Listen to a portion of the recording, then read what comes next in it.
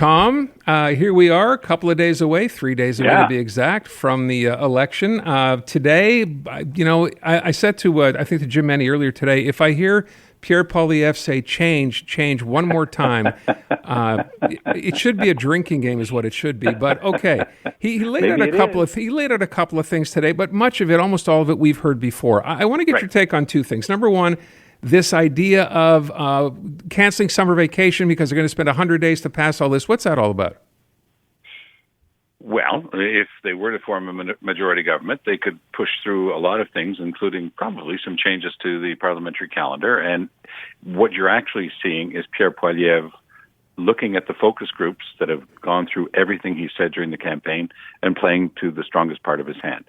So it might be a bit creepy when he says, somebody goes in as a multiple murderer, they're coming out in a box. Right. But they do a focus group on that, they do an instant analysis, and they say, a fair number of people like that sort of tough talk. So it's that Pierre Poilievre who shows up today and basically says, hey, parenthesis, you bunch of lazy bums, close the parenthesis, I'm going to make you actually work this summer. The average Canadian goes, make politicians work? Yeah. And so it's just a ploy. He's just, trying to say that it's going to be about this law about change and that law about change. But it's clever politics, and it's basically all he's got left because we are 3 days away from the election. So, if it turns out that it sways a few votes his way, maybe it would be worthwhile. I'm not sure it's a very efficient play. What's actually happening now and tomorrow and Sunday is you've got rooms full of volunteers working hard to compile the names, the phone numbers, the addresses of everybody that they've met in the past 5-6 weeks who has said that they want to vote for this or that or the other party. They're going to try to pull that vote on Monday, try to get them out. Back in the day when I started, in the early 90s, we had phone books. We had something actually called reverse phone books where you could find people's phone numbers quite easily. And basically look at the streets, it would be listed by streets. It was easy to put together lists, but people don't have home phones anymore, Aaron. So believe it or not, door knocking is more important than ever. And so you go through this system that they call in Quebec pointage. You just say, okay, this one's a Liberal, that one's an NDP, or this one's this. These are ours. So on this street, got 6 people we know are voting for our party. And you make sure, come hell or high water, that you get them out to vote. And even if they say, the weather's lousy, I don't feel like going out, we'll send you a driver.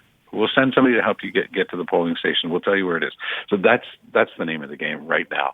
7.5 million Canadians or thereabouts voted in the advanced polls. Those are all people who were engaged enough to already get to the polling stations and vote. And I have a feeling that we're going to find out that those people tended to be older, because they're more intent on voting. Younger voters don't show up as much. So who are those older voters in favor of? They tend to lean Liberal. So we'll see if that becomes another point or two in the Liberal lead. I would ask what you think, just to kind of get off the main track, this ongoing sort of war of words between the NDP and the Bloc. I don't know if you heard Jagmeet Singh today call the Bloc useless, and then Yves François. What do you make of this? What's this all about? It's getting a bit personal. The two of them are basically on the sidelines. Both of them could lose their ridings. We talk a lot about the fact that Singh might lose his riding in Burnaby Centre. We don't talk a lot about the fact that Yves-François Blanchet might just lose his seat on the south shore of Montreal, because he's right on the cusp of where you have a deeper Liberal bent.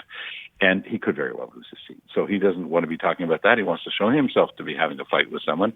So when Singh says that, he just fires back and says, well, I won't miss this guy once he's gone, inferring, of course, that he won't be reelected, Singh, but that he, Blanchet, would be. So, it's the type of game that we've been seeing.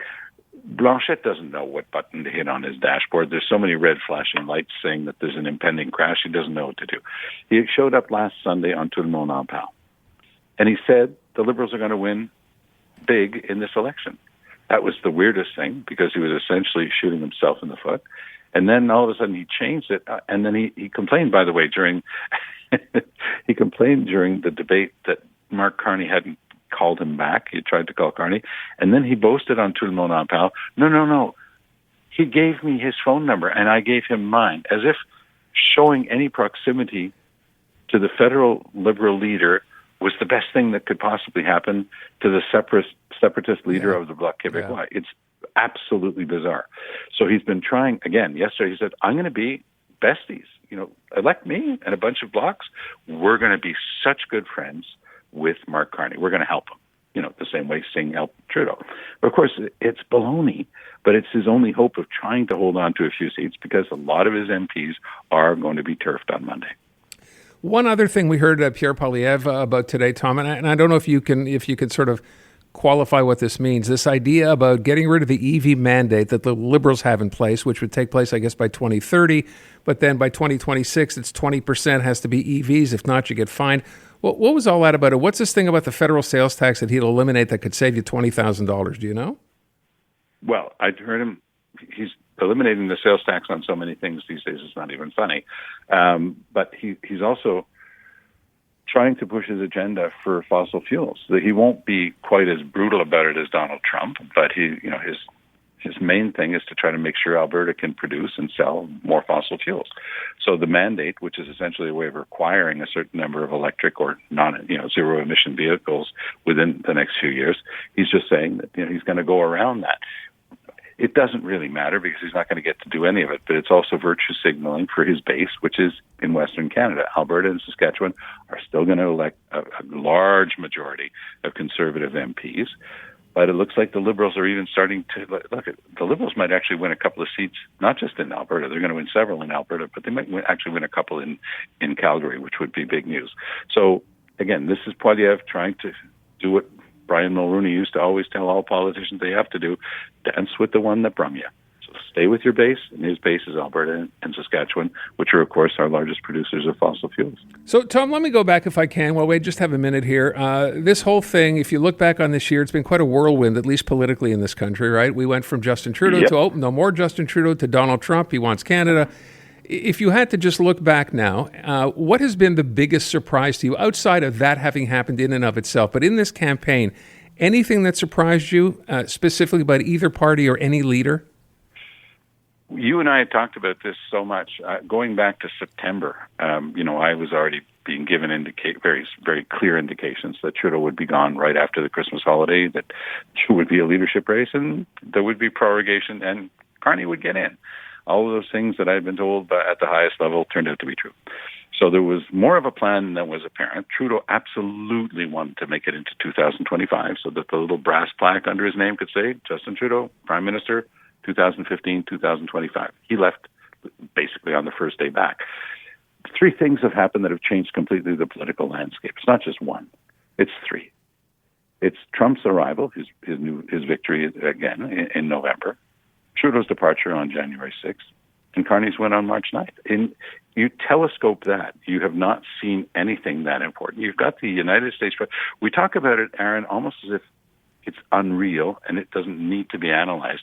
But we actually have the President of the United States saying that he wants to make Canada the 51st state. That's happened. And he keeps repeating it. And apparently he even repeated it during his conversation with Carney. So how is it possible for us to have anything else on the radar screen? Mr. Singh talking about healthcare, very important. Environment, very important. But what else? What is more existential for our own country's future than whether or not we continue as a free, autonomous, sovereign state? And so that's why everything else gets washed in this new landscape. And that's why Poilievre has had such a dickens of a time. He can't adjust. He had bet everything on fighting Trudeau, on fighting the carbon tax. Trudeau's gone. Carbon tax is gone. Carney comes in, and they just don't know what to do. The 4 or 5 point lead shows a relatively close race, but it's not really that close because the concentration of the vote of the Conservatives in Alberta and Saskatchewan is not efficient at producing seats. Go back, 2019, Andrew Scheer, more votes than Trudeau, Trudeau forms government. 2021, Erin O'Toole, more votes than Trudeau, Trudeau forms government. So it's how many seats you get, not how many votes you get. The Liberals on Monday will actually get more votes than the Conservatives. They'll get a lot more seats, probably a good majority. And the Conservatives are just going to be left licking their wounds, probably hold on to Poilievre because he's a good fighter and he'll give a good accounting of himself in the House of Commons. But this election was not decided by Canadian voters. This election was decided by Donald Trump. And his misbehavior and his threats against the country made Canadian voters say, okay, who is the person who can handle this mess? Who's got the experience and the expertise? Well, Carney steered Canada through the crisis in 2008. He steered Great Britain through the crisis of Brexit. He's worked at the highest level of the United Nations. And you know what? He's worked at the highest level of a $1 trillion company. He knows the private sector. Nobody else has got any of that. And that's what Canadians are seeing. Tom, I have 10 seconds left. I've been dying to ask this question. Hypothetical, okay?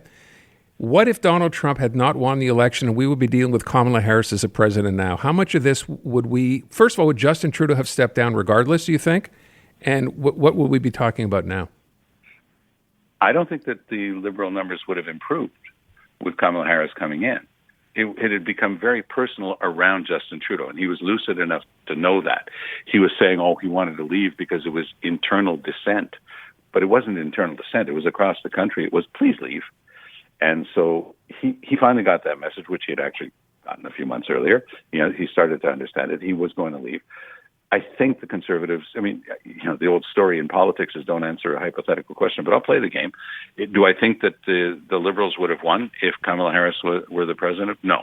I think that it might have been a very, very different situation. All right. Tom, as always, really appreciate it. Thank you so much.